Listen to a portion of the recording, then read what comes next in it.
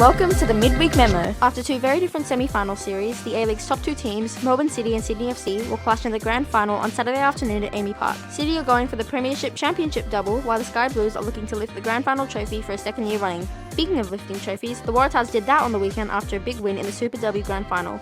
Waratahs wingers Desi Miller and Maya Stewart combined for 5 tries, and they are two of the names selected for the national team, which will go into camp ahead of the opening test of 2024. I know, if I'm picked or Desi's picked, we're picked for our strengths, so we try and help each other, I think, the best that we can. It was the thrilling round 3 of Super Netball with 2 games going into extra time. Match of the round this week will be the Swifts hosting the unbeaten West Coast Fever, while Melbourne Vixens are also undefeated to start the season and will host the improving Firebirds.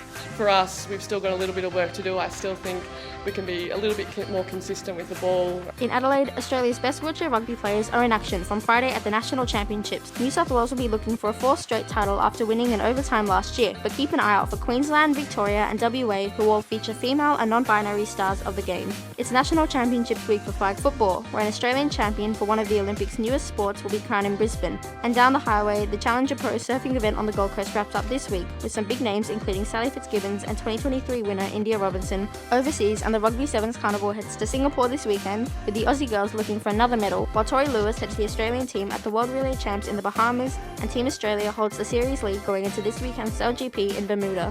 Paralympian Jam Leeson will be part of the Australian squad at the Boccia World Cup in Canada. 5 Matildas will clash in the WSL on Sunday night when Arsenal host Manchester City. The La Volta Femenina cycling tour wraps up, and the fastest females on 4 wheels are back in action with F1 Academy racing from Miami.